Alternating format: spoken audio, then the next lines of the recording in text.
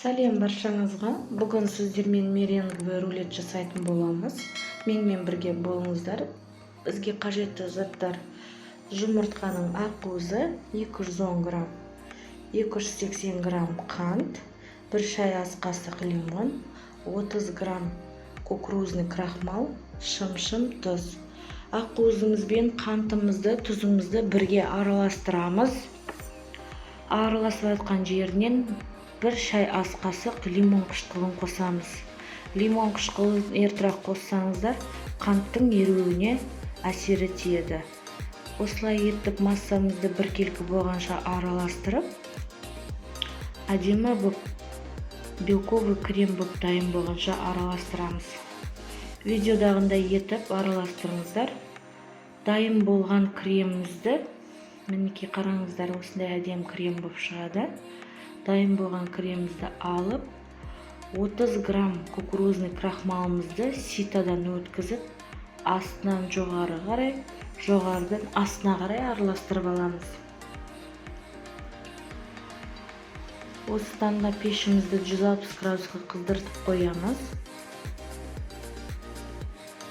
Қызып тұрған пешке 40-50 минутқа пісіріп аламыз. Листқа салған кездеріңізде біркелкі қылып әдемі қылып жағыңыздар. Неге десеңіздер, ораған кезде аралары сынып кетуі мүмкін. Сол себептен осылай етіп, видеодағындай етіп спатуланың көмегімен біркелкі етіп жағып шығасыздар. Кремін дайындаймыз. 150 грамм сливки, 200 грамм творожный сыр, 90 грамм сахарный пудра. Сахарный пудраны осылай етіп ситадан өткізіп аласыздар. Қою болғанша кремімізді араластырамыз. Қалаған ягодаларыңыздармен әсемдесеңіздер болады. Мен клубникамен әсемдейтін боламын. Дайын болған бисквитімізді аламыз. Видеодағындай етіп, осылай етіп аударып аласыздар. Ішкі жағына дайын болған кремімізді жағып, қалаған ягодаларыңыздармен әсемдейсіздер. Кремнен кішкене ғана бетіне оформление алып қоямыз.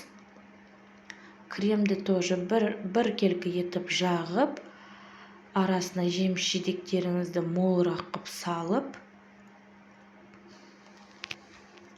меренгамызды орайтын боламыз.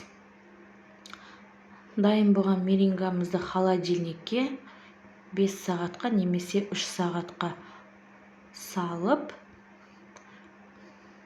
қоямыз. Менің каналыма тіркелуді ұмытпаңыздар. Астарыңыз дәмді болсын. Сау болыңыздар.